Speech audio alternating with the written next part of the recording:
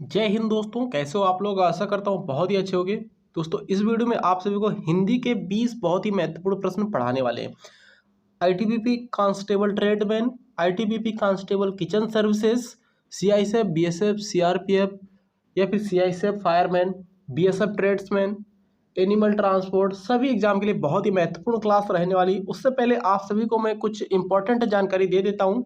मैंने ई बुक बनवाई हुई है, 5 ई बुक है दोस्तों। ये बीएसएफ ट्रेड्समैन के लिए है, सीआईएसएफ फायरमैन के लिए है, आईटीबीपी ट्रेडमैन के लिए है, आईटीबीपी किचन सर्विसेज के लिए है। All in one GK GS का 500 बहुत ही महत्वपूर्ण क्वेश्चन है ये। ठीक है दोस्तों, ये मॉक टेस्ट है, ये 4 मॉक टेस्ट हैं। मॉक टेस्ट आप अपनी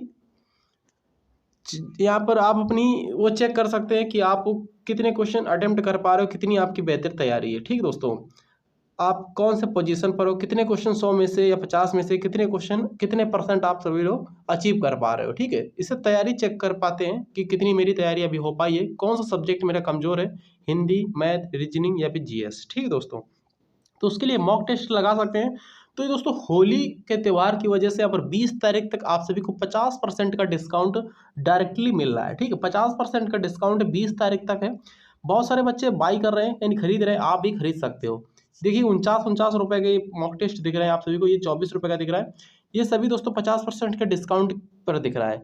जैसे ही 20 तारीख कंप्लीट होती है, 21 तारीख से आप सभी को दोस्तों यहाँ पर ये 99 रुपीज़ का दिखने लगेगा। ठीक है, 99 रुपीज़ का दिखने लगेगा। बहुत सारे बच्चों ने परचेस किया है, आप भी परचेस कर सकते हो और अपनी तैयारी आप सभी लोग अच्छी कर सकते हो। जैसा कि बताया आप सभी को, यूपी पुलिस का फाइनली अभी रिजल्ट आया है दोस्तों। मेरा वहाँ पर सिलेक्शन हुआ है और मेरे नंबर कितने थे, 230 नंबर थे। और मेरी रैंक कितनी बनी बनी है, 60,244 में 6988 रैंक बनी हुई है। 6988 रैंक बनी हुई है। एससी कैटेगरी से था, जनरल कैटेगरी में मेरा नाम आया है। याद रखिए आप सभी लोग। ये देखिए बहुत सारे बच्चे खरीद रहे हैं, आप यहाँ पर दोस्तों परचेस कर सकते हो। ये देखिएगा। ठीक दोस्तों, तारीख के साथ देख लीजिएगा, 50% डिस्काउंट मिल रहा है, अभी खरीद सकते हो। फिर आप सभी को ज़्यादा रुपए, डबल रुपए पे करने होंगे, याद रखिएगा। चलिए स्टार्ट करते हैं क्लास। क्या क्वेश्चन बनना है देखिए ध्यान से दोस्तों। जिसको भी परचेस करना है, लिंक इसी वीडियो के नीचे डिस्क्रिप्शन में दे रखा है, वहां से परचेस कर सकते हैं। ठीक है दोस्तों, देखिए दोस्तों यहाँ पर पहला प्रश्न क्या बना है, अच्छा प्रश्न है, ध्यान से देखिएगा। 61 पार्ट नंबर 4 है। इससे पहले मैथ, रीजनिंग, जीएस रही होगी। ये चौथा पार्ट है। इसमें क्या है, जीएस, इसमें हिंदी है। हिंदी के 20 बहुत ही महत्वपूर्ण प्रश्न देखने वाले हैं। यहाँ पर क्या दे रखा है, दिए गए वाक्य में काले खंड को प्रतिस्थापित करने के लिए ये वाला खंड जो, ठीक दोस्तों, सर्वाधिक उपयुक्त विकल्प का चयन करें। यदि इसे प्रतिस्थापित करने की आवश्यकता नहीं है तो विकल्प किसी भी बदलाव की आवश्यकता नहीं है का चयन करें। यानी कि ये बदला जा सकता हो तो इसको बदलिए, ये नहीं बदला जा सकता तो किसी भी विकल्प को बदला जाने की आवश्यकता नहीं है, ऐसा यहाँ पर ये डी वाला ऑप्शन चुन सकते हो। रोगी को सेब काट कर खिलाओ। रोगी को क्या काट कर खिलाओ, सेब काट कर खिलाओ। ये दोस्तों दिया गया वाक्य क्या है, एक तरीके का पूरा सही है। डी वाला ऑप्शन इसका दोस्तों सही हो जाएगा। रोगी से सेब काट के खिलाओ, गलत। रोगी का है, रोगी ने है, गलत हो जाएगा। रोगी को सेब काट कर खिलाओ, ऑप्शन नंबर दोस्तों यहाँ पर डी वाला सही जवाब, यानी इसमें कोई भी गलती नहीं है, याद रखिएगा। अगला प्रश्न देखिए ध्यान से। पल्ला पकड़ना मुहावरे का सही अर्थ दोस्तों क्या है। यहाँ पर पल्ला पकड़ना 62 क्वेश्चन बताने हैं। 20 प्रश्नों में कितने प्रश्न आप लोगों ने सही किए। पल्ला पकड़ना मुहावरे का सही अर्थ क्या है, नकल करना, सहारा लेना, समर्थन करना, याचना करना।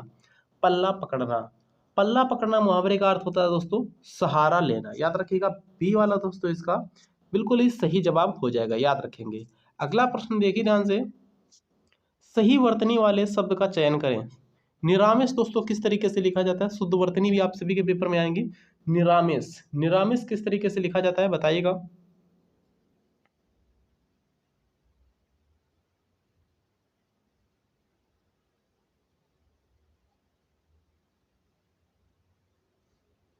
तो दोस्तों यहाँ पर निरामिष किस तरीके से लिखा जाता है, यहाँ पर लिखा है नीरामिष, गलत।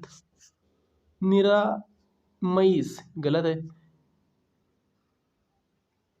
निरामिष सा षटकोण वाली सा बनेगी, याद रखिएगा। ऑप्शन नंबर बी वाले में सा षटकोण वाली सा बनी है। निरामिष ऑप्शन नंबर बी वाला करेक्ट आंसर है, याद रखेंगे आप लोग। ठीक है, इस तरीके से लिखा जाएगा। अगला प्रश्न देखिए ध्यान से। विदेह का विलोम क्या होगा दोस्तों, विदेह का विलोम क्या होगा। 64 क्वेश्चन है। देह, दास, सुशील, इनमें से कोई नहीं। 64 का करेक्ट इसका हो जाएगा ऑप्शन नंबर ए वाला। विदेह का हो जाएगा देह, देह विदेह, याद रखिएगा ए करेक्ट आंसर इसका हो जाएगा, ठीक है ना। चलिए अगला प्रश्न देखे जाए, यहाँ पर क्या क्वेश्चन बना है। विदेह का विलोम शब्द देह होता है। दास का विलोम शब्द दोस्तों क्या होता है, स्वामी होता है, ठीक है। सुशील का दोस्तों दुशील होता है। सुशील का विलोम शब्द दुशील होता है, याद रखेंगे इसको भी, ठीक है दोस्तों। अगला प्रश्न देखिए ध्यान से। कबूतर दाने चुगते हैं, वाक्य में रेखांकित शब्द के लिए उपयुक्त पर्यायवाची बताइए दोस्तों। रेखांकित शब्द ये है कबूतर, इसका पर्यायवाची शब्द आप सभी को बताना है। कबूतर का पर्यायवाची ऊंट, कर्ण, ओस, कपोत। 65 का ऑप्शन नंबर डी सही जवाब हो जाएगा। कपोत होता है, कबूतर का सही पर्यायवाची शब्द कपोत होता है, ठीक है ना, याद रखिएगा।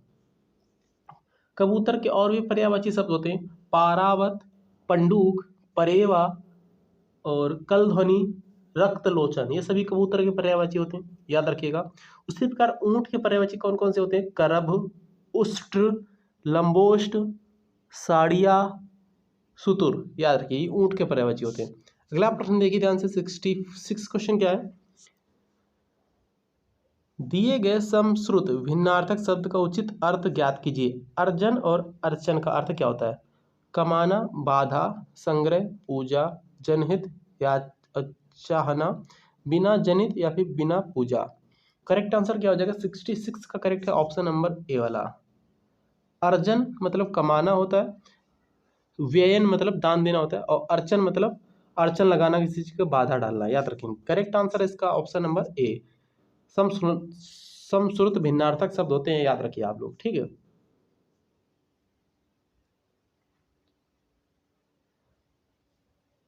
चलिए अगला क्वेश्चन देखते हैं क्या क्वेश्चन बनना है। कर्म में तत्पर रहने वाला, इस वाक्यांश के लिए एक शब्द क्या होगा दोस्तों। कर्म में तत्पर रहने वाला, कर्मठ, कल्पनातीत, कदन्न, कलभ। 66 का करेक्ट है इसका ऑप्शन नंबर ए वाला, कर्मठ होता है। कर्म में तत्पर रहने वाले को बोलते हैं कर्मठ, ए करेक्ट आंसर है, याद रखेंगे आप सभी लोग, ठीक। कर्म में तत्पर रहने वाले के लिए बोलते हैं कर्मठ, याद रखेंगे। जिसकी कल्पना ना की जा सके उसको बोलते हैं कल्पनातीत दोस्तों, क्या बोलते हैं, कल्पनातीत। घटिया किस्म का अनाज दोस्तों कदन्न बोलते हैं उसको, ठीक है। जो बहुत गहरा हो, वाक्यांश के लिए एक शब्द का चयन कीजिए दोस्तों। जो बहुत गहरा हो, जो बहुत गहरा हो, वाक्यांश के लिए एक शब्द का चयन कीजिए। अगाध, अगाध, आगाध, आगढ़, आगाढ़। 68 का करेक्ट है इसका ऑप्शन नंबर ए वाला, अगाध। जो बहुत गहरा हो उसके लिए एक शब्द क्या हो जाएगा, अगाध, ए करेक्ट है, याद रखेंगे।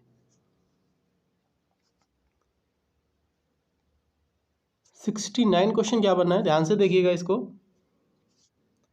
रिक्त स्थान को भरने के लिए उपयुक्त शब्द का चयन कीजिए। आग, खालिस्तान, रूप धारण कर चुकी थी।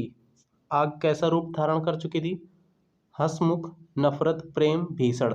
दोस्तों करेक्ट है इसका ऑप्शन नंबर डी वाला, भीषण, ठीक है ना। 69 का डी करेक्ट है, आग भीषण रूप धारण कर चुकी थी। अगला प्रश्न देखिए ध्यान से। 70 क्वेश्चन क्या बनना है। दिए गए वाक्य में रेखांकित खंड को प्रतिस्थापित करने के लिए उपयुक्त विकल्प का चयन कीजिएगा।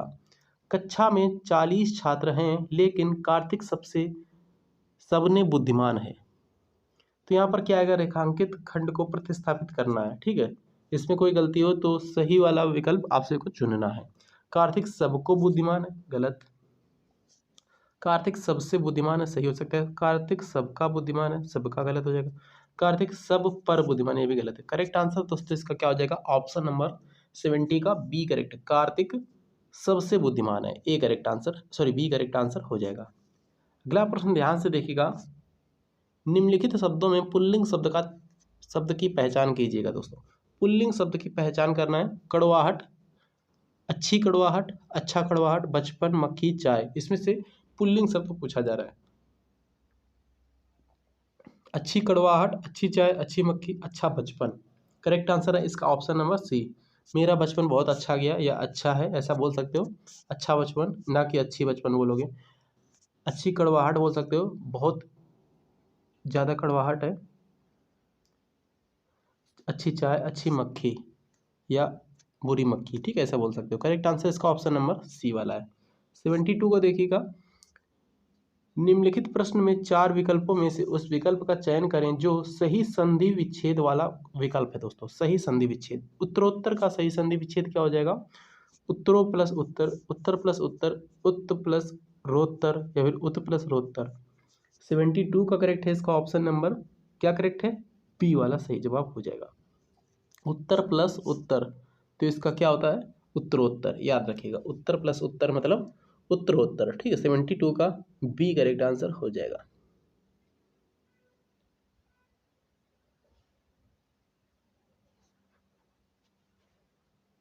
अगला प्रश्न देखिए ध्यान से,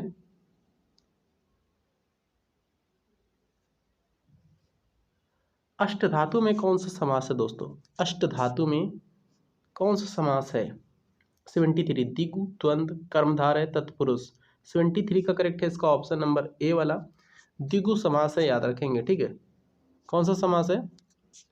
अष्टधातु में दिगु समास हो जाएगा, याद रखेंगे। अष्टधातु में दिगु समास है, यानी कि 8 धातु, याद रखिए। दिगु समास जैसे चतुर्वेद, पंचपात्र, त्रिभुज, चतुर्वेदी, त्रियोगी या फिर त्रियोग भी बोल सकते हो, ठीक है दोस्तों, याद रखिएगा आप लोग। अगला प्रश्न देखा जाए यहाँ पर,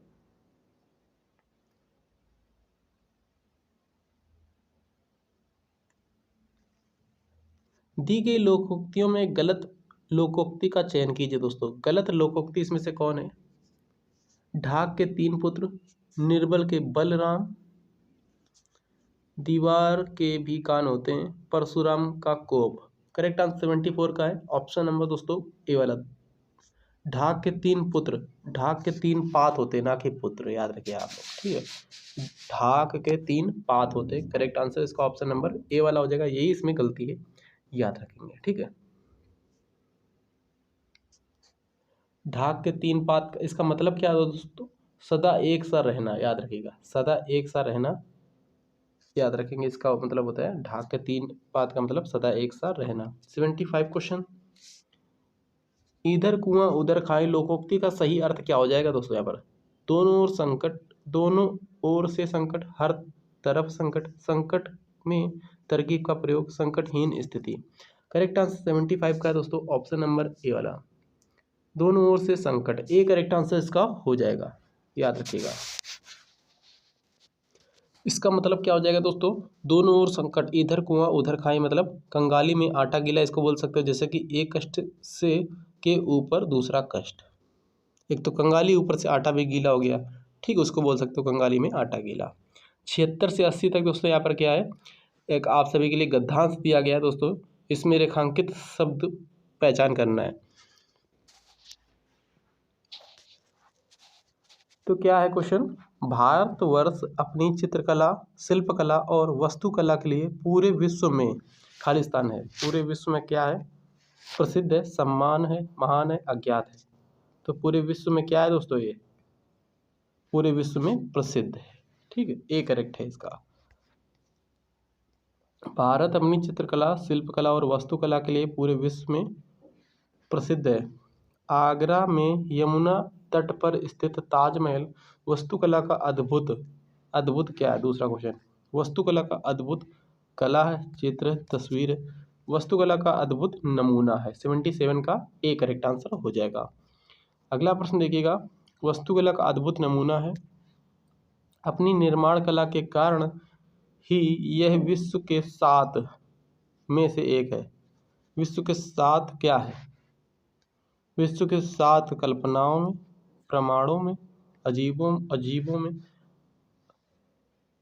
7 अजूबों में। ए करेक्ट आंसर इसका हो जाएगा, याद रखिए। 78 का ए करेक्ट है। अपनी निर्माण कला के कारण ही यह विश्व के 7 अजूबों में से एक है। सफ़ेद संगमरमर से बने ताज की एक सुंदरता को देखकर विदेशी पर्यटक दांतों तले उंगली दबा लेते हैं। तो सफ़ेद संगमरमर से बने ताज की, सफ़ेद संगमरमर से बने ताज की भयंकर, स्वच्छ, आकर्षण, अनुपम, ठीक है, डी करेक्ट आंसर हो जाएगा। सफ़ेद संगमरमर से बने ताज की अनुपम सुंदरता को देखकर विदेशी पर्यटक दांतों तले उंगली दबा लेते हैं। याद रखिए, डी करेक्ट है। अगला देखिएगा आज का लास्ट क्वेश्चन, उंगली दबा लेते हैं। ताजमहल का निर्माण बादशाह शाहजहां ने अपनी बेगम मुमताज की खालिस्तान में करवाया था।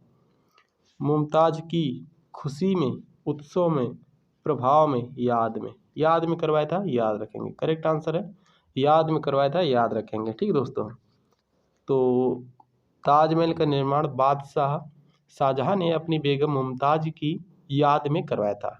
डी वाला करेक्ट आंसर हो जाएगा। तो वीडियो कैसा लगा कमेंट करके जरूर बताइएगा। थैंक यू, जय हिंद दोस्तों।